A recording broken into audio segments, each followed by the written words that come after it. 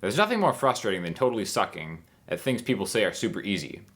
Like remembering to blow out candles when you leave for the weekend, zipping your pants up every single time, drinking any amount of water, taxes, feeding the dog every single day, remembering all the laws in different states.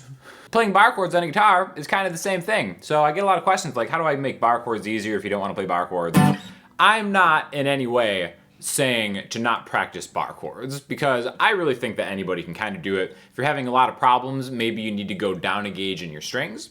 But this is going to be some tips for things to do in case bar chords are super difficult, because you really don't have to play bar chords ever to play any single song. We're going to do this in the key of D, the key of 2020, on the D'Angelico Lexington XL, because this is the only guitar that I have left in standard tuning after a late night tuning Odyssey quarantine binge that I just had. So, first thing we're gonna do is we're gonna play a D major chord, right? Cool, everybody loves D major, but we're gonna play this in a different spot. We're gonna go through all the chords in the key of D major and do them in non-bar chord ways, not even partial bars. I'll talk about that a little bit later. But we're just gonna kind of make some connections that you're never ever gonna forget, all right? So instead of playing this D chord, we're gonna play this D chord, okay? Now, this is gonna be like an A-shaped chord, basically play like an A major, right? With your middle finger on the second fret of the D string, ring finger, second fret of the G string, pinky, second fret of the B string, like that. Now, the interesting thing about this, when you're in open position, that low A note, that open A, is your root note. But this is a movable shape, and we're gonna move this all the way down to the 7th fret, okay? Now, the reason we're doing this is because this is gonna be a D major chord now. A major chord only needs 3 different notes to technically be a major chord, all right? So I'm holding down the 7th fret of the D, G, and B strings with that same shape. Now you'll notice I'm not selectively hitting the strings either. I'm strumming all 6, but the way that we're doing this is my pinky is kind of overhanging, so it's touching the E string without holding anything down, so I can't hear it. Now, some of these chords, if you do hit the open string, sometimes it'll actually sound better, but we're just going for this. Now, my pinky is touching the high string, again, not putting pressure on it just so I can't hear it. My middle finger right here is butting up against the A string, so I can't hear that either. And then my thumb is kind of touching the low E string. So I can strum all 6 strings. I don't have to selectively strum, which is another thing that's kind of difficult for beginners to do. But I'm playing a major chord. So now this is a movable shape all of a sudden. Okay, you can play any major chord with this shape. What you have to know is the root note of the chord that you're playing. In this case, my ring finger is on the root note, okay? This is the D note in the chord. Now, I'm actually kind of thinking about this visually right here, because I think a great thing to do to start learning how to move these shapes is to just try and memorize the first 7 frets on the low E string and the A string, and that's really gonna help you out, okay? So by doing this, right, if I know that the open A is A, the first fret is A sharp, B, C, C sharp, D, D sharp, E, I know that that 5th fret is gonna be the root note of a more traditional bar chord D major shape. So even though I'm kind of thinking that the root note is here, my hand is going to this shape right here, all right? Now the way to do this is just knowing that an octave, 5A, is the same thing as 7G, all right? Now we get that from the major scale, 1, 2, 3, 4, 5, 6, 7, 8. Octave, same note. Again, if you don't want it, if that's already too much, just know that down 2 strings, down 2 frets is gonna be the exact same note. That's why you should start to try to memorize just a few frets on your guitar, because then you can be like, all right, this is a D major chord, this is a C sharp major chord, this is C major, right? But the rest of this video is gonna be spent trying to find the other chords in this key, so you can always switch back and forth between them without too much effort, right? So the first thing that I wanna do is I wanna go from this chord to this chord. Okay, now this right here is gonna be an A major chord. This is another very important chord in the key of D. And again, all this stuff is movable, so even if we're in a different key, let's say we're in the key of E, just 2 frets up, and then the chord that you're gonna look for is always gonna be right there. All right, so from D to A, this switch is gonna be right here. Okay, it's all in the same area of the guitar, which is why we're focusing on this chord always pairing up with this chord. All right, so now my pointer finger is on 5B, my middle finger is on 6G, and my ring finger is on 7D, okay? So work on this movement. Try to keep it as kind of tight as you can. Don't feel like you have to go all the way off the fretboard and come back on. Just really start mashing those guys around until you get it. All right, so this is just another shape. Probably already seen this is like an F shape or something like that, right? This is gonna be the root of the key, D, to another chord. It goes really well with it, A, and then another one, 2 frets back. All right, this is a G major chord. All right, now again, you may have already played like D major to A major to G major, open chord wise, that may not be an issue, but the great thing about all this stuff is, like I said, it's movable, so when we find another key, it's gonna be a lot easier than trying to have to move an open shape around. Plus, we're gonna go into the minor chords for this key. But again, let's get this down first. We've got the 1 chord, okay, the parent chord, since we're in the key of D. We have the 5 chord. If we count it through D, E, F, G, A is gonna be a major chord, and then the 4 chord, which is G, right? So just really work on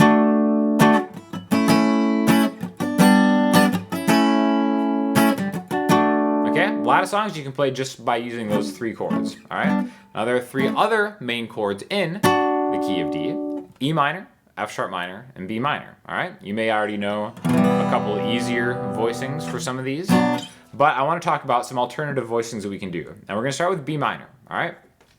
Now B minor is just a chord that like a lot of people get turned off right away because it's hard to play the first time you see it written out, all right? So really quick, we don't have to play this as a bar chord. Like a lot of times you'll look it up and be like, all right, bar the 2nd fret with your pointer finger, ring finger 4th fret, D string, pinky 4th fret, G string, middle finger 3rd fret, B string, and then get all of them. If you can't get that high E string in, seriously, do not trip, because this shape right here is the most important shape, hand shape in all of guitar playing. Because if you root it on the A string, it's a minor chord. If you root it on the E string, it's a major chord. And you do not have to bar it to get it to sound good. In fact, if we go back to that 7th fret, or we were kind of posting up on that D major chord, if we root that same shape right here, that's an E minor chord. And again, this isn't a bar chord because I'm not using it to bar. You can make it a bar chord easily, and I encourage you to do so, but you don't have to, all right? Now, the next thing we're gonna do is we're gonna take something totally in line with this D major chord, and this is gonna be where the B minor comes in, okay?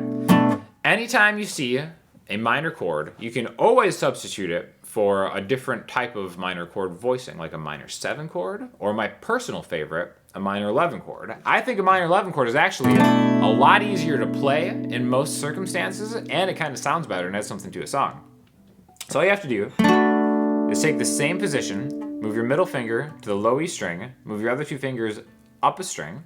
So now I have 7E, I'm skipping the A string, 7D, 7G, and now my pointer finger is grabbing 5B, okay? So this is gonna be a B minor that you can always use in the key of D. Anytime you see a B minor, you can use this. And again, this is another totally movable shape that you can play in any key, and I think is actually a lot easier to get to than maybe even, you know, this minor chord here. So again, here's like a traditional B minor, here's a B minor 11. They both sound good, they're interchangeable, okay? All right, now you can do this with an E. We can maybe go all the way down to the 12th fret, but I still want to kind of focus and stay in one spot, right? So the E minor chord that we're going to use is going to be that one that we talked about before. That shape, we don't have to bar it. In fact, if you want to, you can also just do this. Like an A minor shape, and then just kind of have it on 9D, 9G, and 8B.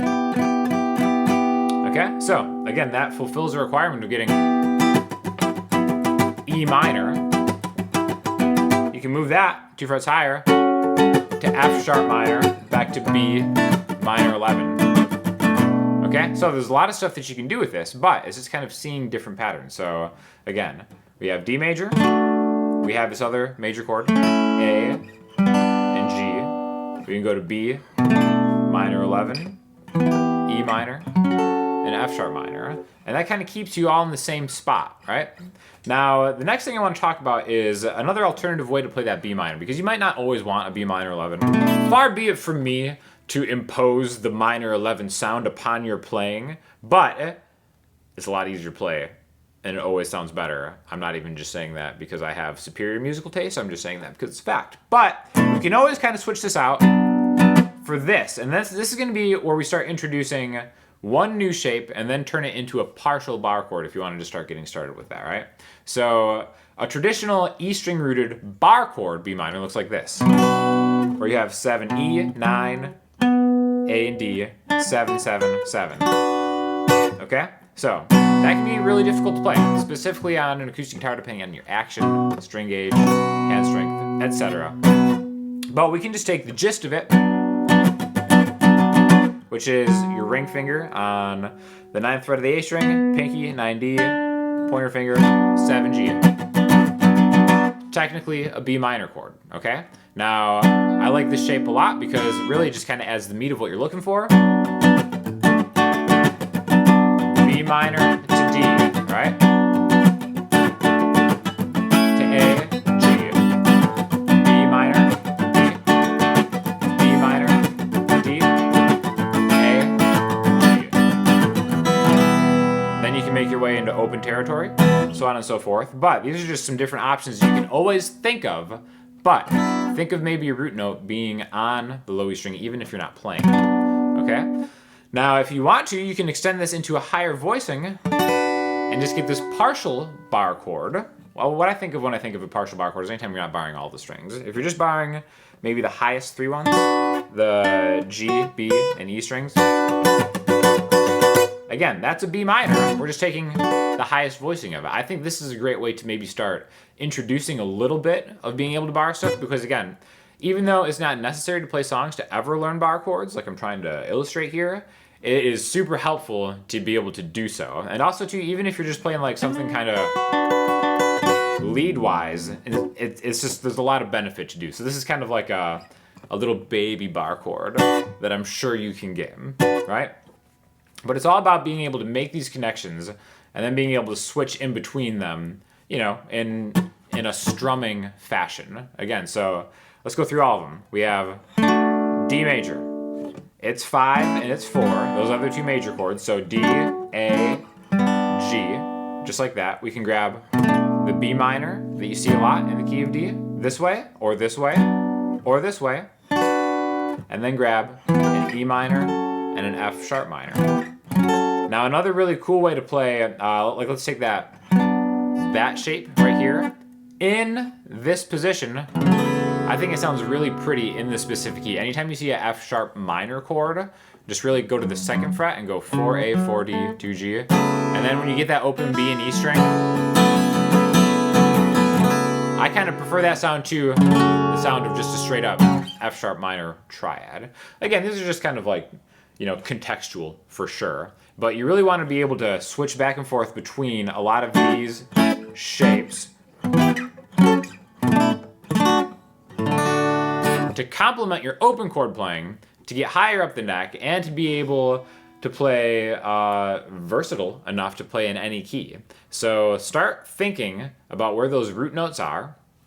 Again, I've got a class that I'll link you to if you're interested, because we go over kind of like charts on how to see everything a little bit better in this guitar mastery fretboard class I did with my buddy Justin that's linked below, because it has some, I don't know, supplemental materials, I guess, to kind of help you memorize things. But if you don't need it, that's totally fine. Work on memorizing the first 7 frets on the low E and A string. E, F, F sharp, G, G sharp, A sharp, B, A sharp, B, C, C sharp, D, D sharp, E.